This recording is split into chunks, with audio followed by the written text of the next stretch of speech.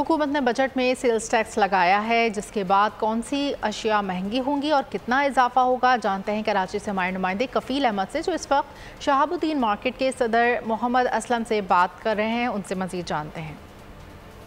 ने टैक्सेस की भरमार कर दी है, सेल टैक्स में इजाफा कर दिया गया, जिसके बायस अगर हम बात कर लें, दूध है, आटा है, चीनी है, चावल है, कौन कौन से आइटम इसमें इजाफा होगा। मेरे साथ मौजूद है मोहम्मद असलम साहब, जो कि शहाबुद्दीन मार्केट के प्रेसिडेंट हैं।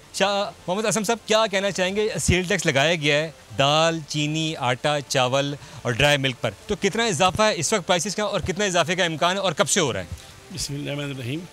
बात यह है कि हमारे यहाँ जब बजट आता है ना, तो वो रखा होता है रुई के अंदर, और जब रुई उसकी घिसती है तो होता है अब क्या होने वाला है।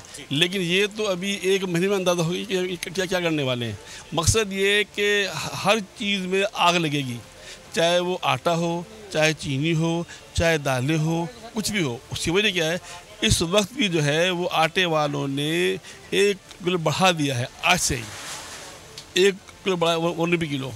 इसके अलावा जो घी वाले हैं वो कह रहे हैं कम से कम बढ़ेगा 16 किलो के ऊपर 400 रुपये। तो दूध की जो बैग होता है वो होता है 25 किलो का, उसमें कम से कम जो है वो 100 किलो का इजाफा आएगा। गवर्नमेंट जो है वो चलती है IMF के ऊपर, और IMF वो अजदहा है जो किसी भी को जीने नहीं देता, और हम जानबूझ के खुद ऐलान कर रहे हैं हमने जो बजट बनाया है ये बनाया है IMF साथ मिल करके।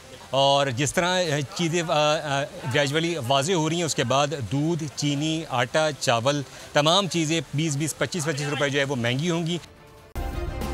सब्सक्राइब करें और बेल दबाएं ताकि कोई खबर रह न जाए।